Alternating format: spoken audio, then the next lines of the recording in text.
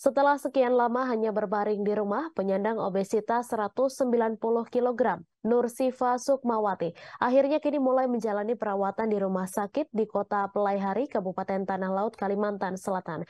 Perempuan berusia 26 tahun, warga Desa Kurau Utara, Kecamatan Bumi Makmur itu dievakuasi pihak keluarga pada Sabtu siang.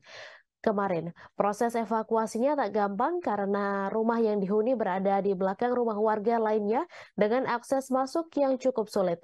Informasi selengkapnya akan disampaikan langsung oleh wartawan Banjarmasin Post, Roy, yang kini sudah terhubung bersama kami. Silakan rekan Roy.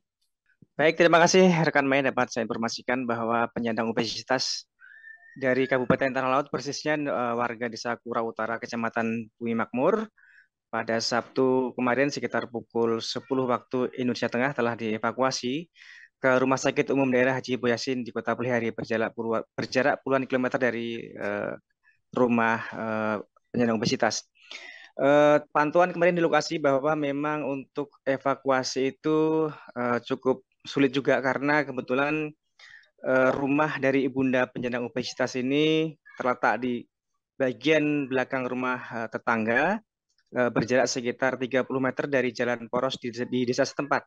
Dan untuk masuk menjangkau ke rumah tersebut melintasi titian kayu yang kondisinya juga lapuk dan juga sebagian bolong-bolong seperti itu.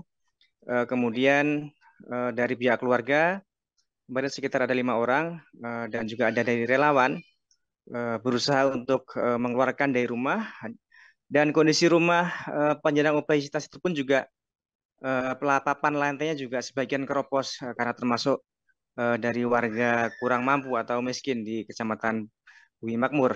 Kemudian menggunakan seperti spray dan juga selimut dijadikan satu untuk memperkuat. Kemudian si penyandang obesitas si Nursifa Sukmawati 26 tahun itu diangkat bersama-sama oleh 5 orang, kemudian diangkut seperti mengangkat barang seperti itu, karena memang adanya cuma seperti itu, eh, karena juga aksesnya juga sempit, kemudian sangat harus ekstra hati-hati. Bahkan dari mereka juga ada yang kakinya terperosok ke lubang lumpur karena menginjak bagian titian yang berlubang, dan juga sempat berhenti sekitar 3 atau 4 kali.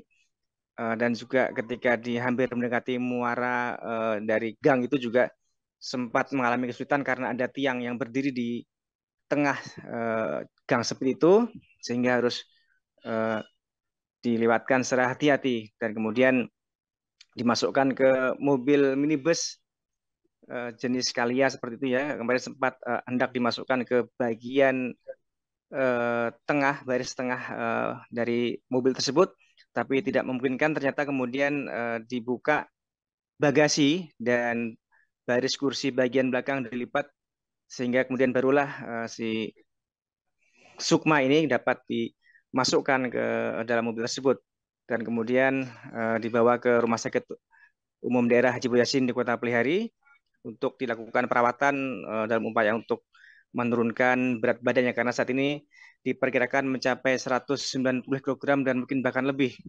Dan kondisi ini dialami oleh Sukma tersebut sejak sekitar beberapa bulan lalu dan praktis tidak bisa berdiri sejak sekitar sebulan yang lalu. Dan sekarang telah menjalani perawatan di Rumah Sakit Umum Haji Boyasin Pelihari dengan harapan dapat segera menurunkan berat badan agar dapat kembali beraktivitas seperti biasa, paling tidak bisa berjalan seperti sebelumnya. Dan hal tersebut kesediaan dari orang tua Sukma, yaitu Bu Samsiah, juga berkat adanya uluran tangan dari anggota DPR Tanah Laut, Haji Junedi, yang kebetulan juga berasal dari daerah dapil pemilihan setempat, yang menjamin biaya hidup selama mendampingi di rumah sakit dan juga memberikan semacam uang saku seperti itu, boleh dibilang seperti itu, sebagai pengganti pendapatan penghasilan orang tua Sukma, yakni dari berjualan kue setiap hari di pasar Kurau Utara tersebut.